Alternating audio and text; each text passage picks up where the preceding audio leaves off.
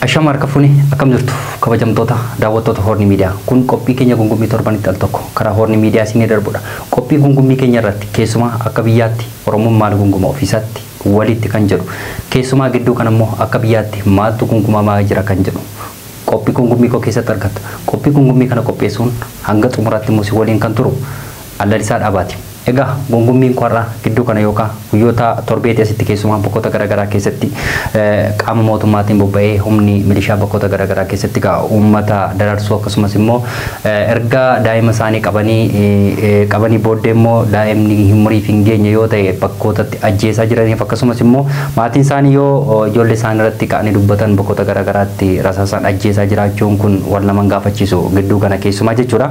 Kanaaf guyyaa har'aas taateen kun egaa Harargee keessatti argamti akkasuma raawwatamee jira jechuudha. Torbee kana keessa jechuudha. Torbee madarbee keessas akkasuma Moyaalee keessatti illee akkasuma mucaa dargaggeessa ijoollee lama ajjeesuun isaanii ni yaadatama humni milishaa jechuudha. Akkasumas Nagallee Booranaa keessatti akkasumas Salaalee keessatti fi akkasumatti Lixa Oromiyaa keessattis bakkoota garaagaraa keessatti humni milishaa uummata yookaan immoo qotee bulaa akkasumas qotee bulaa dararuu irra darbee ijoollee keessa waraanaaf dirqama jedhanii bakkoota garaagaraa keessatti yeroo isaan ijoollee qabanii qarshiitiin furaa turaniif akkasumas immoo qotee bultoota warra ta'an immoo milishaalee injaa jedhanii bakkoota garaagaraatti yeroo isaan uummata rakkisaa turan ni yaadatama jechuudha. Har'as taateen kun guyyaa har'aa Harargee lixaatti wanti raawwatame kun haalaan ulfaataa fi haalaan kan nama jibbisiisudha jechuudha. Kanaaf egaa ijoollee isaan irratti yookaan maatiin bakkoota garaagaraatti ajjeesamaa turaniiru yookaan ajjeesamaa jiru jechuudha. Hanga ammaatti taateen kun har'as irra deebiin Harargee lixaatti raawwatamee jira jechuudha. Yeroo darbee Nagallee Booranaatti akkasuma wanti kun raawwatamee jira jechuudha. Maatii keessan yookaan ijoollee keessan waraana mootummaa ta'uu yookaan haala injiru jedhanii yeroo isaan turan kana keessatti maatiin gaafa irratti ka'ee dubbatu maatii daa'ima sana ajjeesanii jiru.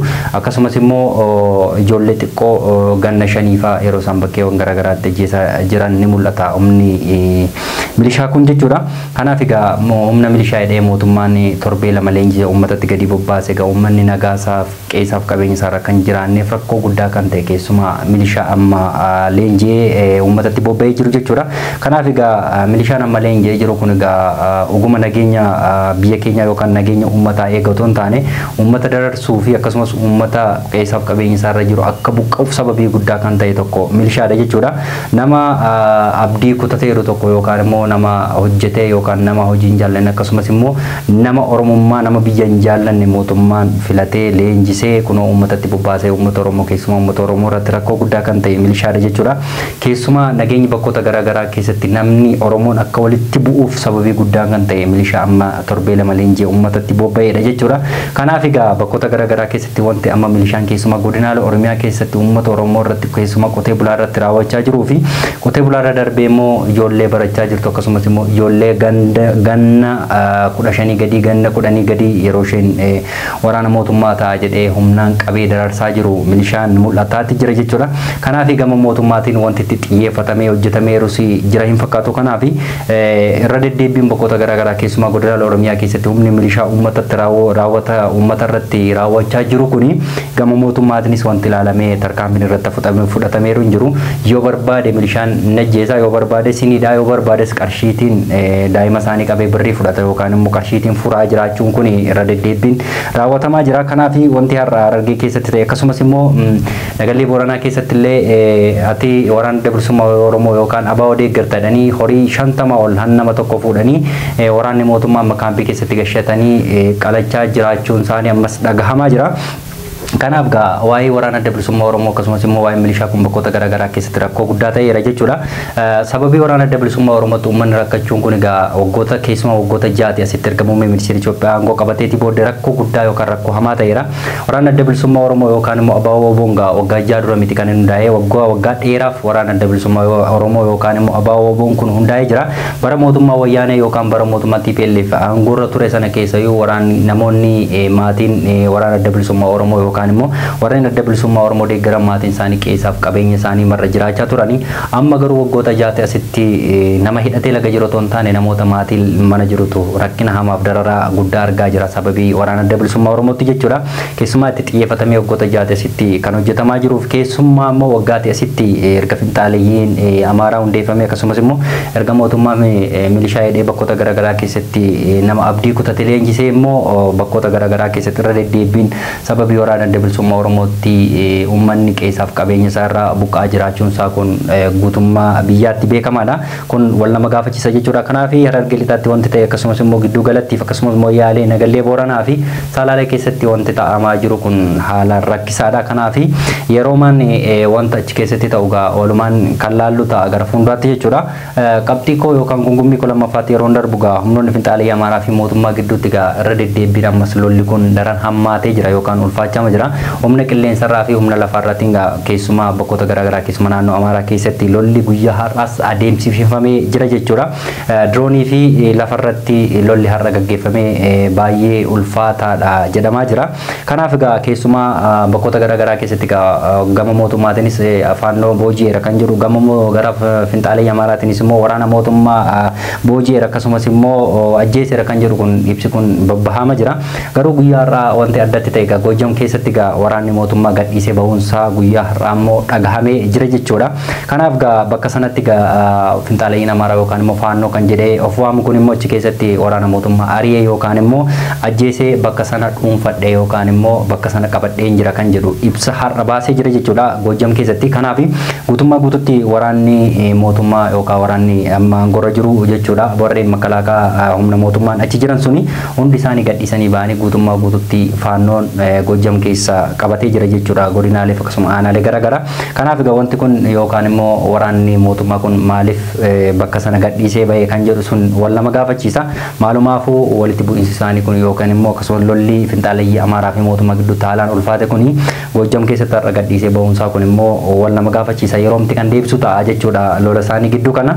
Ammas qabxii koo sadaffaa keessatti yeroo darbu keessumaa manni maree bakka bu'oota uummataa yookaan paarlaamaa guyyaa har'aa wanta mari'atamu irratti mari'atee guyyaa har'aa warra gaasiseeru qaba jechuudha.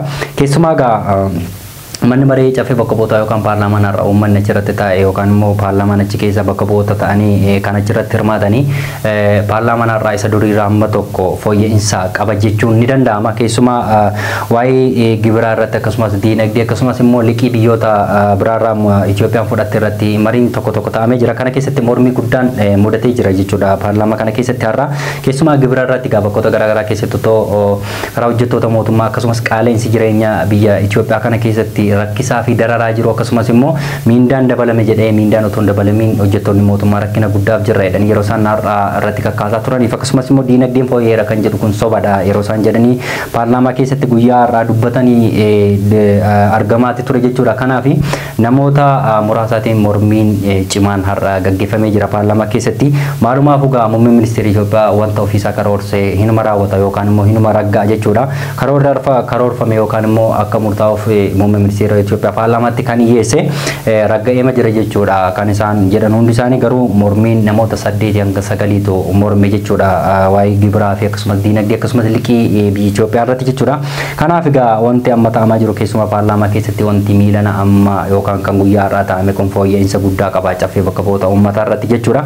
Kanaaf egaa wanti ta'amu kun keessumaa gibira irratti bakkeewwan garaagaraa keessatti uummanni dararaa argaa turuun isaanii yaadatama. Keessumaa gama diinagdeetiin immoo hojjettoota mootummaa irraa kaasee kan nyaatan dhabanii bakkeewwan garaagaraatti yeroo isaan ganama biirootti ba'anillee sa'aatiin laaqana yeroo gootillee otoo nyaatiin hafuun isaanii irra deddeebiin dubbatachaa turuun isaanii ni yaadatama. Kanaaf wanti fooyya'eera hin jiru gama miindaatiin jedhanii guyyaa har'aa iyyatanii jiru. Kanaaf falli argamu yoo jiraate garma fuulduraatti waan laallu ta'a jechuudha. Dubbii koo yookaan immoo gungummii koo yookaan qabxiin inni dhumaa fi inni ijoo ta'e immoo guyyaa har'aa pirezidaantii mootummaa naannoo Oromiyaa obbo Shimallis Abdiisaa suurri isaanii Buraayyuu keessatti miliyoona 3 gurguramee jira jechuudha guyyaa har'aa. Akka caalbaasitti suurri obbo Shimallis Abdiisaa yookaan pirezidaantii mootummaa naannoo Oromiyaa dhiyaatee fi kana keessatti miliyoona 3tiin suurri isaanii gurguramee jira. Kuni haalaan kan nama ajaa'ibsiisuu fi haalaan kan nama kofalchiisudha jechuun ni danda'ama. Suura nama miliyoona 3 bituun kun egaa maalitti akka deemaa jiruu fi namichi bite sun maal akka barbaade wal nama gaafachiisa jechuudha. Kanaaf Buraayyuu keessatti egaa guyyaa har'aa suurri obbo Shimallis Abdiisaa miliyoona 3tiin gurguramee jira jechuudha. Dubbii ijoo guyyaa har'aas ta'ee jira. Kanaaf egaa wanti suurri gurgurame kun egaa maaliif akka ta'e ammatti illee adda bahu haa baatu malee suurri miliyoona 3tiin gurgurame kun egaa har'a guyyaa har'aa keessumaa pirezidaantii mootummaa naannoo Oromiyaa wal nama gaafachiisa. Maalumaafuu suurri guyyaa har'aa gurgurame kana keessatti dubbii ijoo kan ta'e guyyaa har'aa jechuudha. Mee maalumaafuu maaliif akka gurguramee fi namichi bites maaliif akka bite yeroomaan kan deebisu yookaan yeroomaan kan laalu ta'a jechuudha. Maalumaafuu gophii gungummii qorraa keessatti godina Oromiyaa yookaan immoo bakkoota garaagaraa keessatti finxaaleeyyiin Amaaraarra darbee humni milishaa qaama mootummaatiin bobba'ee bakkoota garaagaraa keessatti Harargee keessatti har'a nama ajjeesan akkasumas immoo torbeema kana keessa Moyaalee keessatti akkasumas immoo Nagallee Booranaa akkasumas Salaalee keessatti Lixa Oromiyaatti bakkeewwan garaagaraa keessatti ijoollee keessannoo kennaa waraana haaleen jiran jedhanii yeroo isaan uummanni yookaan abbaan ijoollee lubbuu maatii dabarsuun kun haalaan itti fufee jira jechuudha. Akkasumas qabxii lammaffaa keessatti humnoonni finxaalee Amaaraa mootummaa gidduutti haalaan ulfaatee jira. Keessumaa guyyaa har'aa immoo Goojjam keessatti waraanni mootummaa bakka sana gadhiisee bahuun guutummaa guutuutti finxaalee Amaaraa yookaan faannoon dhuunfatee jira. Isa lammaffaa mana maree caffee bakka bu'oota uummataa har'a irratti mormii guddaan taa'amee jira. Keessumaa waa'ee gibiraa irratti jechuudha. Inni dhumaa immoo suurri pirezidaantii mootummaa naannoo Oromiyaa obbo Shimallis Abdiisaa birrii miliyoona 3 Buraayyuutti gurgurame dubbii ijoo dubbii har'aa ta'eera. Egaa kabajamtoota daawwattoota Horn Miidiyaa qophii gungummii torban kanaaf qabadhe keessumaa kan guyyaa har'aa kan hanga ammaatti daawwataa turtan ture qophii kana qopheessuun si waliin kan ture Allalisaa Dhaabaati. Qophii gungummii biraan hanga walitti deebinutti immoo qophiilee Horn Miidiyaa waliin turtii gaarii qabaadhaa.